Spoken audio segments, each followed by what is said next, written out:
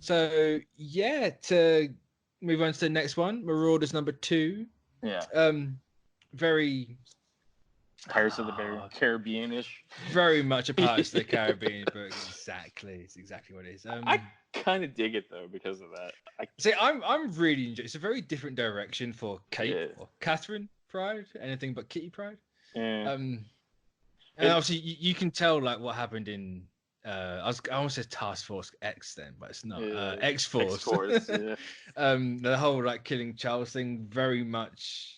It hits her hard, because it hits her hard. Yeah. Everything you see of her is literally just a case of like, yeah, we're doing the fight, we're all happy-go-lucky. Oh, I found out Charles is dead. I'm just gonna get tattoos and get drunk. Yeah, I mean, like, because they had a very close relationship, for a long time. So. Oh yeah. I can see why she gets like that tribal tattoo at that ass. I don't know. She's knuckle tats. Yeah. I mean, like, she's looking more and more like Johnny Depp every issue. So. Oh, she's now full pirate. I don't know how I feel about her going full pirate. It almost it's like I like the shadow cat suit with the red Smeagol around the neck. It's like I like that look. If you're gonna add a red coat to it, fine. But it feels kind of like discarding that role. Like she's no longer person. Well, I mean, like it kind of makes sense in a way because, like, I mean, the first issue was like you're not really Kitty Pryde. Or you're not even a mutant, so like like it kind of makes sense in a way, but I feel like it's kind of going into that weird territory of like, I feel like every issue she's gonna get more tats and like more like she still has a part of me hopes not, because I don't feel that's very Kitty Pryde, but at the same time, I suppose could be Kate Pryde though. Yeah, that's true. I suppose like as you're saying, like she can't get into Krakoa. So she's got no reason to believe she's a mutant at this point. She's got no, the whole like questioning identity. I imagine is going to be a huge part of this. It's like, who am I? I'm a mutant, but I can't get into the place where mutants are all get into because you have to be a mutant. It's Charles is dead. What has she got anymore? Iceman saying or Bobby being like, believe in the five, trust in the five. It's like, why should she? She's not on the island. She has no reason to believe any of this. It's easy for him to say that too, right? Because he can just walk in there. Okay, chat. I'm going a poll here. So how many issues does it take for her to get that nice, sweet Mike Tyson face tat around her eye? I mean, the rate she's going, I'm surprised she didn't start off with it. I mean, she's looking ruggeder and ruggeder every issue. No, maybe that's what they do. Maybe Kate dies. Happens, maybe she gets brought back on Krakoa somehow. Yeah. She hasn't got any tats, so she goes, you know what? I didn't like that anyway. I'm gonna get the Mike Tyson. Just get that nice, sweet tribal tat around her eyebrow. I mean, what's the best thing for a person clearly having an identity crisis? Let's just give them a clean slate again. You can be whoever you want. It doesn't matter how many times you die and come back. Yeah, because I mean, like, I think by the end of the series, they're gonna go, "You're really a mutant," and then she dies. This iteration dies, and then they bring her back, and she's like clean. Or is she the sleeper agent they brought Tom Taylor brought up? I have a feeling, and this is just me. I just think that I don't think she is. I think they're gonna be. I think it's gonna be at the end, and I feel like it's like a manipulation of the character in some way, like somebody, like I don't know, Emma's manipulating. I suppose you could say Emma Frost manipulates Krakoa into thinking she's not a mutant, so she can't get through. Yeah, and there's history with those two, and like. Oh yeah, definitely. And I don't know. I mean, look, I could be completely 100% wrong, and like she turns out to be like but I think at the end of the day, it's gonna be a while before that happens because there's gonna be a long. I mean, like Hickman isn't done with any of this. No. Like like I think it's gonna be like a year before we even figure out what's going on. Clearly, I'm saying 12 issues probably sounds about right. I'm hoping for 6. Yeah. What's the odds? But... What are your odds that she's a sleeper agent though? It's at the minute is it's Hickman, it's Duggan writing it. It's 50-50, right? Yeah. Duggan very much likes to do the Hickman game and just plant a seed and then bring it back right at the end. It's just like, oh, he did that. You know, he did that in Guardians and it came back full circle. It's just like, okay, that's a thing. But yeah, I don't know. I suppose it depends how long these series go. Yeah. Because I can't imagine this is like ongoing forever. There's no way. It can't be, dude. It can't be. I think what we were talking about last time. I think there's going to be teams that get folded into each other, and I could see this team being folded into Excalibur or some way. Which is like I'll be upset because this is kind of one of the ones that I just want to stay as it is. Yeah, it's one of the standout books for sure because it's so different and like. I mean, look, I'm not into pirates, but like it's definitely a new territory for these characters.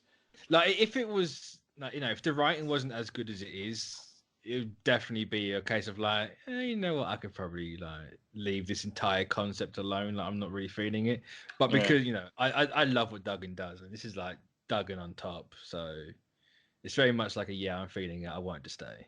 Yeah. And I mean, like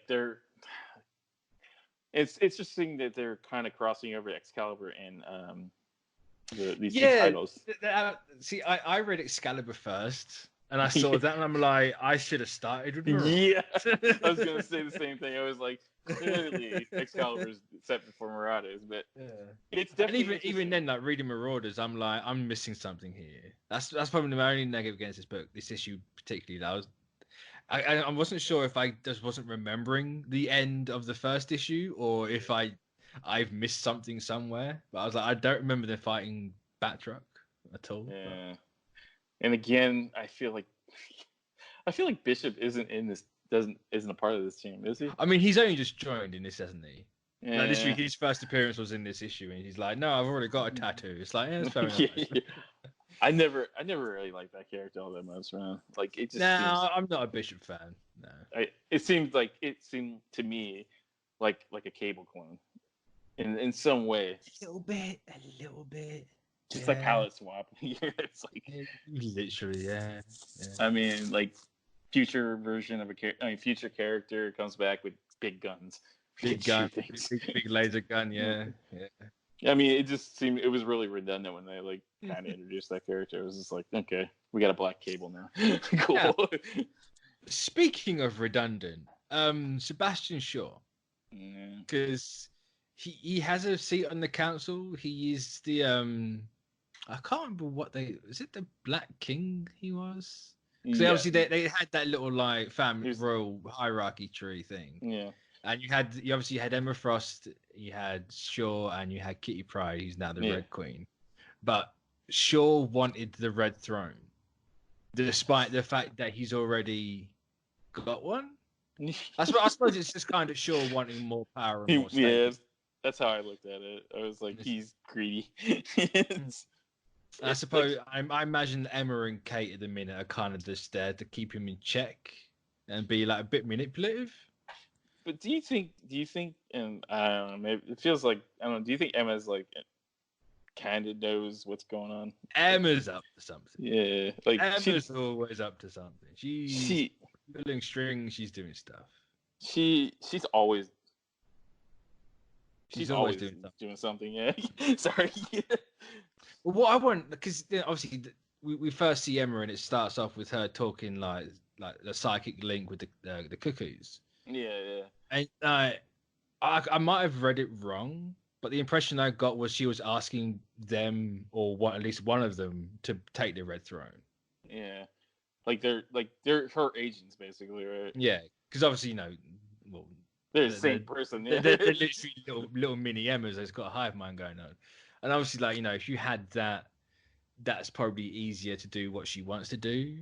But I suppose she still sees Pryde as like a rival or something. Maybe not an easy option, but an easier than most, seeing as she has gone to that. But there's definitely a game being played there.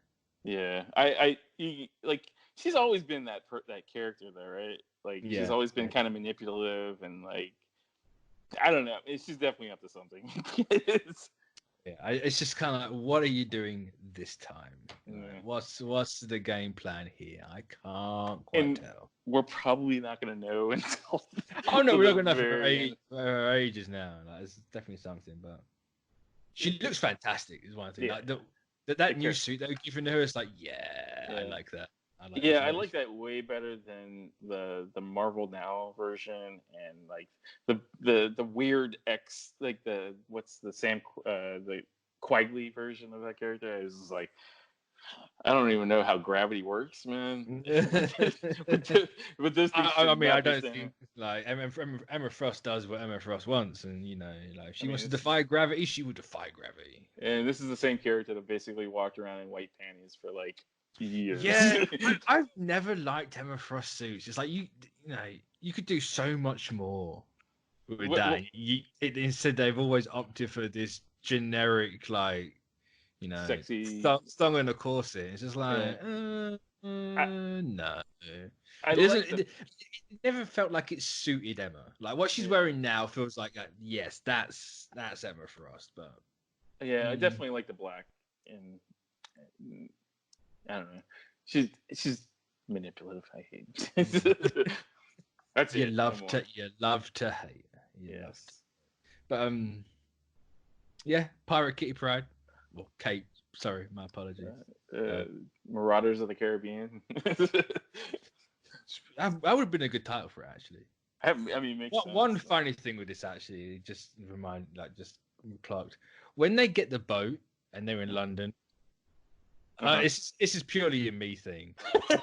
I spent far too long looking at the landscape of London to see if they actually got it right or not. And I'm not 100% sure they got it right. I could be completely wrong. I don't remember. I don't believe the Gherkin building, which you can look at the panel and be like, yeah, that's what I'm talking about. Yeah. I don't believe it's there. I could be completely wrong because I'm not well versed in London. In my head, I don't remember being there. Or at least that side, I'm pretty certain it's on the other side. But I've had that problem with New York before too, when they do that in New York, because it's like there's certain buildings that look like that's not supposed to be there. But like it's a comic. It's like you look at it and you go, they must have. Surely they could have just got a shot of London from that angle. But yeah, I mean, it can't be that hard. I'm right. It's not there. Yes. They did get it wrong. So that's just point one for Mitch. That's just a moral victory for me. But no, it's a very interesting series. It's going. It's one of my favorites. It's definitely like X-Men Marauders are very much tied for number one spot. Which it's Hickman. That's kind of it's very. I mean, like easy. I was gonna say, out of the non-Hickman ones, these are my top tier. Like, I mean, I guess I can't say top. I mean, non-Hickman. I say definitely like these two, like Excalibur and Marauders, are my top ones. Yeah. So, I imagine X-Force is going to be more one of the more important ones because obviously Charles was shot in that one and it's rippled out through everything. So he's coming back. The creepy old man always comes back. Oh yeah. I can't hope that the 5 bring him back, but it's not right. Yeah. And it's gonna be got to convince him all over again. The golden egg, The golden egg's gone bad. so many puns you can do with that. But right, we are gonna bring this show to an end. So thanks everyone for joining, and we will catch you all next time. So bye. Later.